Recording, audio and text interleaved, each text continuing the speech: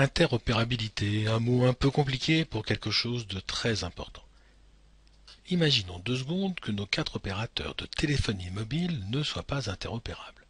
Cela voudrait dire que pour téléphoner à quelqu'un abonné chez Orange, il faudrait être soi-même abonné chez Orange, et ainsi de suite. Heureusement, nos 4 opérateurs en France respectent les normes d'interopérabilité et donc n'importe quel abonné de l'un d'entre eux peut téléphoner à un abonné d'un autre d'entre eux.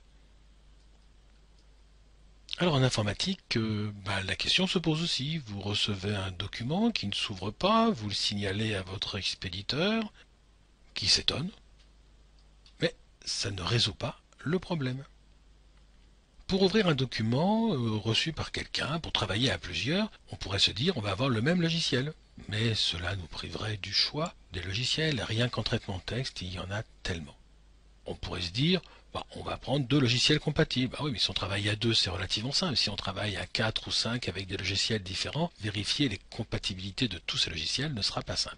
Donc, la bonne solution, ça sera d'utiliser un format ouvert et un logiciel respectant les normes.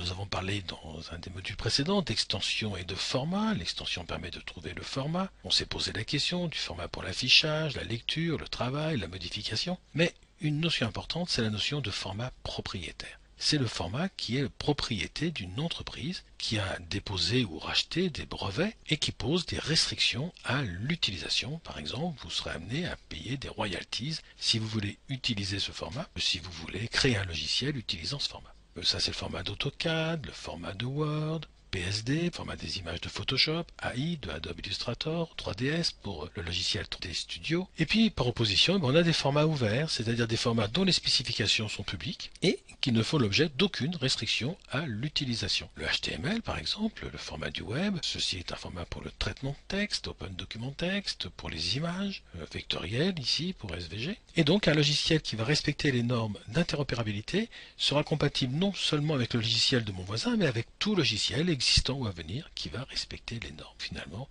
dans le choix d'un logiciel, l'interopérabilité, c'est bien sûr un critère essentiel.